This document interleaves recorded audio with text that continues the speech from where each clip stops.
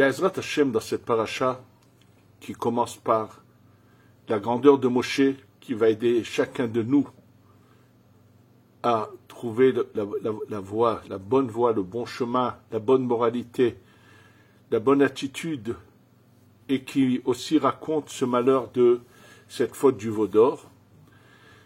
C'est l'occasion d'expliquer en détail, avec des preuves de tous les textes que je vais vous citer, que nous sommes vraiment d'une manière imminente près de la Géoula, près de la délivrance. Je vais commencer d'abord par vous citer tout ce qui est marqué dans le Zohar et ensuite ce qui a été ramené plus tard par d'autres Chachamim. Le Zohar dans Parashat Vayera, lorsque, à la suite de discussions entre Rabbanim, qui discutaient sur la Géoula, sur la délivrance, sur la venue du Mashiach, et là, un des Chachamim leur dit, vous perdez votre temps, sachez que ça ne se passera qu'au 6e millénaire, qu'après 600 ans du 6e millénaire, et après, il dit, tous les 60 ans, il y aura un éveil. Bien sûr, pourquoi, qu'est-ce qu'il a, et le Zohar explique pourquoi il parle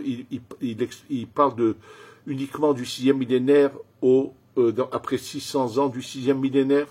Ça, sur le 6e millénaire, c'est une évidence, puisque nous savons pertinemment que, comme l'a dit la Gemara dans Masechet Sanhedrin, Daf Tzadi Zayin, page 97, que ce cycle dans lequel nous sommes actuellement se termine, ne peut pas durer plus de 6000 ans.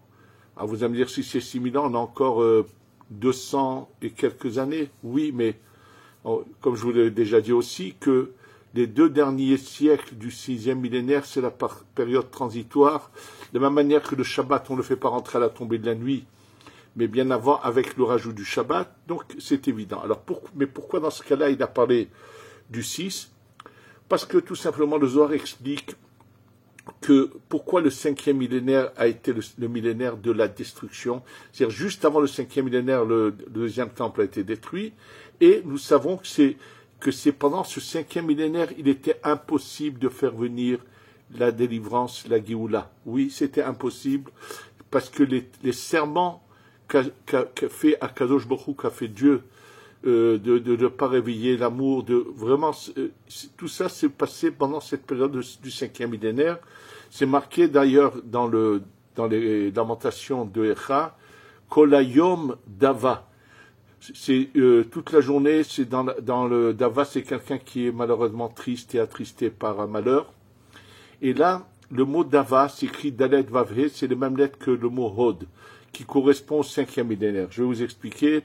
Premier millénaire est à l'encontre de cette sphira qu'on appelle le Chesed, qui est représenté chez l'homme par le bras droit. La 2e millénaire est à l'encontre du bras gauche qu'on appelle la Gvura. Le 3e à l'encontre de la Tiferet, qui est le buste. Le 4e à l'encontre de la jambe droite qu'on appelle le Netzach.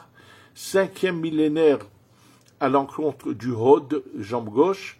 Et le 6e qui est le Yesod et la Malchut dont on va parler.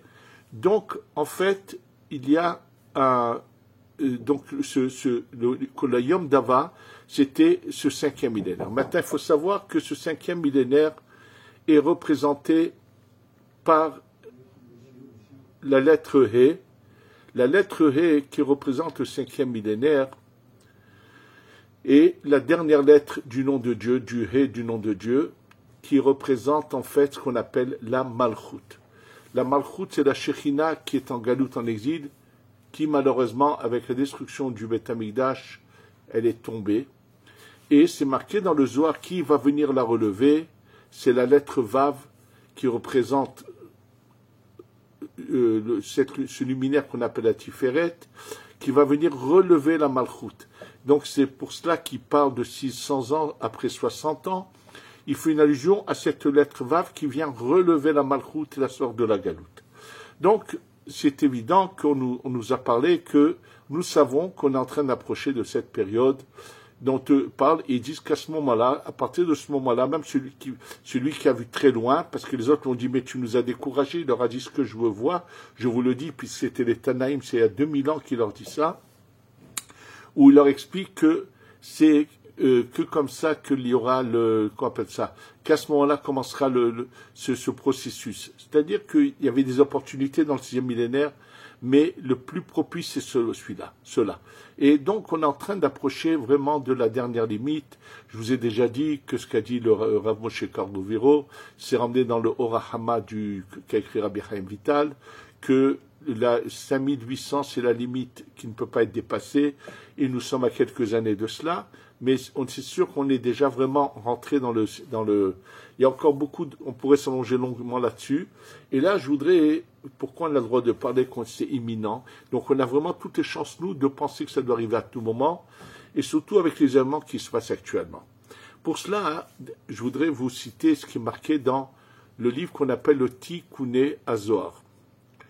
Le Tikkuné HaZohar, qui a le Zohar et le Tikkunim. Dans les Tikkunim, le Tikkun Kaf Kaf Aleph, le Tikkunim 20-21, page 54 dans le Zohar. Là-bas, il y a quelque chose de très intéressant qui est ramené là.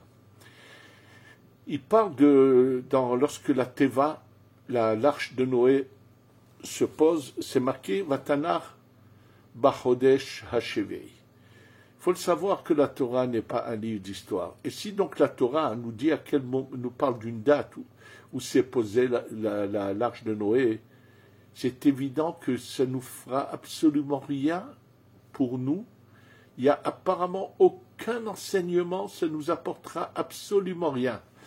Au passage, l'épreuve du Zohar, que pour dire que c'est dans le 6e millénaire et après 600 ans, sont basées justement sur l'histoire de Noach du Maboul qui vient après 600 au Noach, c'est à partir de la 600e année que les choses se passent chez Noach.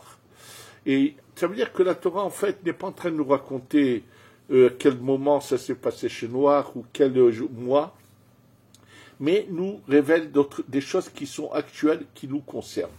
Et là, le Zohar nous explique en quoi ça nous concerne. Alors, il faut savoir que le 7e mois, les mois sont toujours comptés par rapport à Nissan. Le 7e mois, c'est Tishré. Tishré, c'est le mois du jugement. Et là, le Zohar nous parle de ce qui se passe en Tishré au moment du jugement. Et sachez que le Zohar dit que pourquoi la sortie d'Égypte a eu lieu en Nissan. Écoutez, c'est des paroles qui sont vraiment, qui sont effrayantes presque. Dit le Zohar, sache que si ils étaient sortis en Tishré, presque la quasi-majorité des Béné Israël ne serait pas en vie, il n'y aurait été qu'une poignée qui aurait pu avoir ce miracle de la sortie d'Égypte. Parce que, il faut le savoir, le mois de Tishré est un mois digne où la rigueur, où le jugement est dur à supporter. Et c'est pour cela que Hachem les a fait sortir en Nissan, et là, ils ont toutes les chances de s'en sortir. Alors, pour nous expliquer cela, le Zohar, il nous dit la chose suivante. Nous savons qu'à Rosh Hashanah, il y a un jugement. D'ailleurs, avant de continuer ça, je voulais vous dire, lorsqu'ils viennent chez Noach, c'est marqué 2 ou 2, 7 et 7, le Zohar fait une allusion justement à ces jours de Rosh Hashanah et de Kippour, aux 7 et 7, c'est les 7 jours de Pessah et les 7 jours de Sukkot. C'est-à-dire que toute l'histoire qui est racontée apparemment dans ce déluge et l'arche de Noé sont des allusions à des faits actuels. Et donc, il nous dit que nous savons qu'à Rosh Hashanah, le premier jour sont jugés. Alors, les tzadikim gourim, les tzadikim parfaits sont tout de suite inscrits dans le livre de la vie. Les rechaim gemurim, malheureusement ceux qui n'ont aucun mérite, qui sont tellement loin, qui ont fait tellement de mal, sont tout de suite, alors on nous dit qu'ils sont inscrits dans le livre de la mort. Et ensuite, il y a ce qu'on appelle les bénonymes. ceux qui sont entre les deux, et on leur donne une chance jusqu'à quand? Jusqu'à Yom Kippour, en réalité jusqu'à Simchat Torah, jusqu'à Hoshana Rabbah réellement, et ceux qui auront fait tchouva seront sauvés, ceux qui n'ont pas fait tchouva ne peuvent pas être sauvés. Et là, lorsqu'Akadosh Baruch Hu dit ça à Moshe Rabbeinu dit, mais quoi? Personne ne va intervenir pour ceux qui sont au milieu un peu entre les deux. Même s'ils n'ont pas fait tchouva, il faut leur donner une chance. Alors quand il en parle à Kadosh Baruch Hu, Kadosh Baruch Hu lui dit, écoute, ceux qui font pas tchouva à Kippour ou jusqu'à la fin, jusqu'à Hoshana Rabbah, le mérite des pères d'Avraham, Yitzhak et Yaakov n'est plus là pour eux. Ils n'ont plus ce mérite-là. Et qui sait donc il n'y a personne pour les sauver. Et là, Moshe Rabbeinu dit quoi? On va dire que moi je suis comme Noach qui n'a rien fait pour sauver sa génération. Et là, Moshe, quand il est marqué dans la Torah qui dit si tu ne veux pas les sauver, efface-moi de ton livre. En fait, ce n'était pas seulement à ce moment-là pour l'événement qui s'est passé, mais c'est surtout pour cette génération qui dit ça Moshe Rabbeinu, et Moshe Rabbeinu demande que à Pessah, ces Bénonim, c'est ceux qui n'ont pas fait de tchouva pendant cette période de Tishrei, à Nissan, Moshe les sauve, mais le Zohar dit que ça traîne jusqu'à Shavuot, où il y a la Torah, c'est-à-dire que Moshe va tout faire pour les sauver, va venir vers eux, va chercher à sortir, même ces intermédiaires qui n'ont pas fait Teshuvah, Moshe va venir les sortir. Voilà plus ou moins les paroles du Zohar, je vous dis, il explique en long et en large. Et là, il faut nous rappeler un peu les événements. Il y a eu quelque chose de terrible qui s'est passé ce dernier Tishrei. C'est que malheureusement, c'est une période où en général, tout le monde un peu se réveille, tout le monde sait qu'il y a un jugement. Et non seulement qu'il y a des choses, des limites qui ont été dépassées, je vais vous expliquer ce que je veux dire par cela. En général, même les Juifs les plus lointains, surtout ici en Eretz Israël, à Simchat Torah, c'est la fête où beaucoup de gens participent, même si ce n'est pas Simchat Torah même, à la sortie de Simchat Torah, tout le monde sait ce que c'est cette fête de la Torah. Et là, malheureusement, ces jours qui ont précédé Simchat Torah, ils ont organisé dans le sud d'Israël, près de Gaza, une fête, une sorte de fête malheureusement, où il y a eu de nouveau la faute du veau d'or. Oui, ils ont fait une fête qui n'avait rien à voir avec le judaïsme, de danse et de jeunes de tous les bords, tous ceux qui ont voulu presque rejeter leur judaïsme. Et en plus, à cette fête, comme je vous l'ai déjà dit, ça a été filmé, il y avait là-bas pendant ces 3 jours une statue énorme de Bouddha qui est sur un grand socle énorme, je ne sais pas qui a fait cette statue de Bouddha et devant lesquelles les gens dansaient. Malheureusement, ils ont dépassé des limites, c'était le mois de Tishrei, et il s'est passé cet événement terrible où, puisque les feuilles de route sont données aux anges pour agir, c'est à Simchat Torah, puisque une fois que Hoshana Rabbah est passé, c'était la dernière limite, il y a eu un courroux, et surtout que je vous l'ai dit, c'était le mois de Tishrei.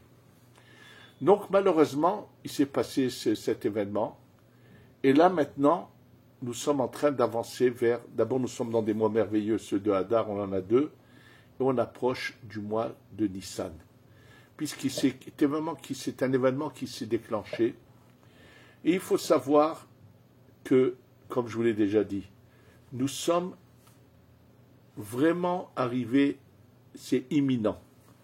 Dans toutes les générations, bien sûr qu'on a toujours espéré, voulu la Géoula, la délivrance, mais il faut le savoir que cet événement terrible qui a eu lieu lorsqu'il s'est passé la Shoah.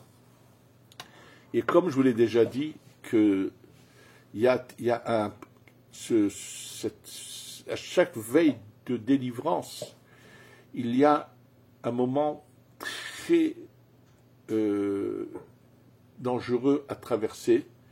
Et ce que je vous dis se trouve dans les écrits du Harizal, entre autres dans ce livre qu'on appelle le Shara Kavanot, qui explique pourquoi il y avait eu ce décret où Haman voulait, Chas v'Shalom, exterminer le peuple juif. Et bien sûr, il y a eu Mordechai, comme je vous l'ai déjà dit dans le cours précédent, qui a intervenu. Mais pourquoi a-t-il eu cette opportunité d'utiliser des fautes pour pouvoir agir? Il y a ce moment qui s'appelle, je vous dis dans les termes de Mekoubalim, qu'on appelle la Nesira, oui, où c'est un moment qui est un moment difficile à passer. Et là, lorsque il y a un livre qui s'appelle Emet Yaakov, d'un grand Mekoubal qui a vécu à peu près 300 ans, qui s'appelait Rav Yaakov Nino, et dans son livre qui ramène, donc qui explique les écrits du Harizal et de Rabbi Shalom Sharavi, il parle justement que combien de fois nous avons cet événement qui s'appelle la Nessira, nous l'avons toutes les nuits sur un plan très précis. C'est pour ça que la nuit est plus digne que le jour. Ensuite, nous l'avons d'une manière globale de Rosh Hashanah à Kippour. Ça s'appelle les 10 jours où il y a cet événement de Nessira. Il explique c'est pour ça qu'il y a que c'est le jugement et que c'est d'un moment où le din domine. Après, il explique, il dit maintenant, après les 70 ans d'exil de Babel, l'histoire de Purim s'est passée juste à la veille du retour du peuple d'Israël sur sa terre. Et quand arrivait la fin des 70 ans, où ce qu'on appelle ce retour de dos à dos, à face, qui est cet événement de la Nessira, qui est un moment qui est un danger pour nous, c'est ce moment-là que Haman a voulu utiliser en disant leur Dieu est en train de dormir. Ou Yeshno, Yashenu, Eloachele. Il savait ce qu'il voulait dire. C'était pas dormir dans le sens que nous le comprenons, mais il savait que c'était un moment propice ou opportun où il aurait pu faire marcher la rigueur contre la miséricorde. Oui, c'était Et là, les Mekoubalim, que ramène Rabbi Yaakov Nino dans son livre Mete Yaakov, disent attention à cette Nessira de cette période globale des 6000 ans, où il y aura la délivrance totale pour aller à l'étape suivante. Et là, il se passera quelque chose de terrible. Comme je vous l'ai déjà dit, c'est pas sans raison que la Shoah a duré 6 ans, qu'il y a eu 6 millions du peuple d'Israël qui sont partis. Oui, cette fois, Haman est revenu en Gilgoul chez Hitler, et malheureusement, cette fois, il a réussi. Comme je vous l'ai dit, il n'y avait pas un Mordechai. Et ensuite, le face-à-face, cette construction de face-à-face, c'est le retour du peuple d'Israël sur sa terre qui va en s'amplifiant. C'est pour ça que nous sommes en train de vivre ces derniers moments de la construction des chérubins face-à-face, ce retour de la Kadosh Baruch Hu avec la Shérina face-à-face, pour faire venir, pour la descente du 3e Beth Amikdash, pour passer à l'étape suivante, qui va être courte pour certains et longue pour d'autres. C'est pour ça qu'il y a ces 200 ans intermédiaire, et pour passer à l'étape qui va au-dessus, bien sûr cette étape du dessus qui est appelée comme le Shabbat de ces 6000 ans.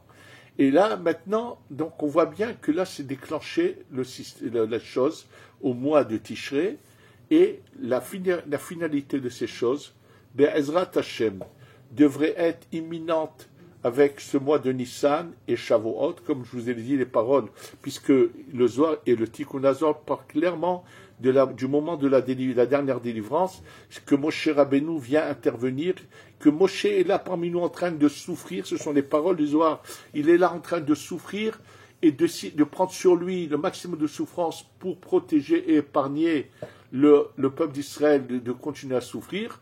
Et en fait, avant Nissan, il y a ces mois merveilleux qui sont ces mois de Hadar. Là, on en a 2, où nous savons que le mois de Hadar est le moment où nous avons eu le dessus sur Haman.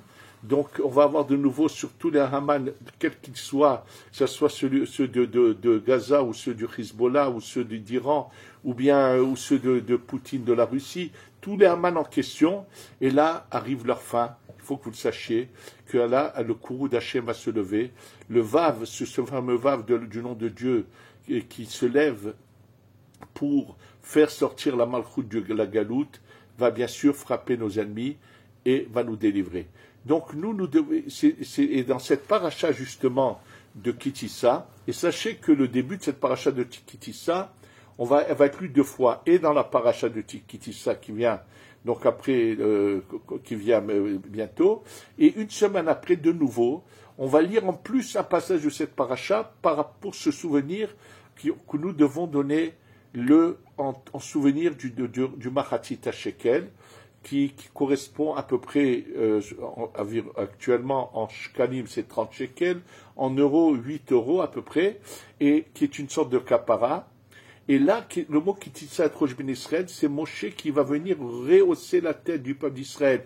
Kitissa et Rosh Ben Israël, tu vas venir rehausser leur tête, les faire monter. C'est-à-dire que tous ceux qui voudront, qui se réveilleront, c'est-à-dire dès qu'il y aura tous ceux qui ont cette émouna, cette croyance, même s'ils ont une attitude des fois, mais qui savent qu'il y a un Dieu sur terre, que c'est lui qu'on doit suivre, qu'on doit écouter, qu'on doit, même si on ne fait pas les choses, mais Moshe va venir, il va aider tout le monde à relever la tête, à aller dans la bonne voie. Et Ezrat Hashem, donc on va laisser pas par hasard qu'on le lit à une semaine d'intervalle deux fois ce passage.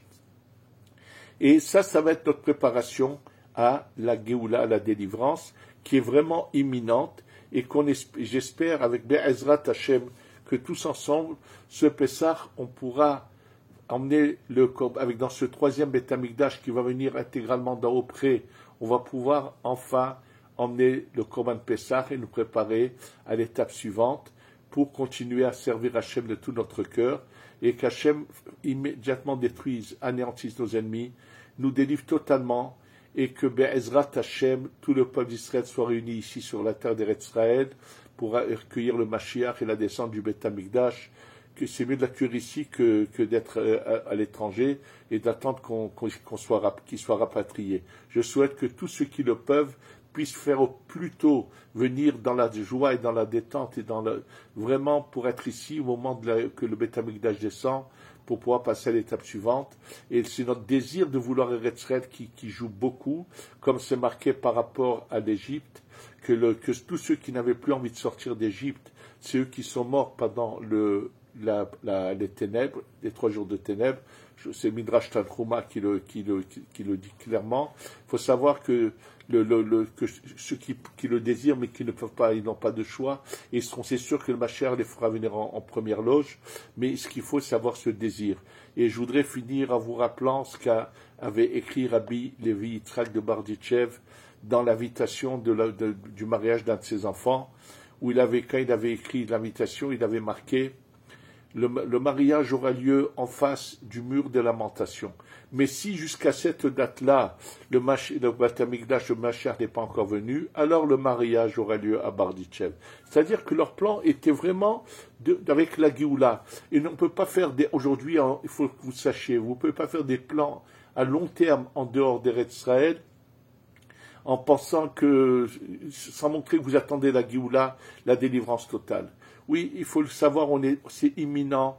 Déjà, en 5750, on avait révélé au Rav Ben Shonaba Shaul que ça allait arriver, et ensuite il a dit que c'est la suite qu'il y avait eu, malheureusement, des discordes dans le peuple d'Israël que ça avait stoppé cela, mais de toute façon, c'est marqué dans le Hesed Avram de Rabbi Avram Azoulay, où en 5760, il y a déjà un processus qui s'enclenche. Il explique par rapport à la mesure du mikvé et ainsi de suite. Donc c'est évident que c'est imminent, face à Hachem, que ça se passe à tout instant, et que Be'ezrat Hachem, on soit ce Pessah tous réunis ici pour l'agneau pascal, pour le Korban Pessah. Amen, ve Amen.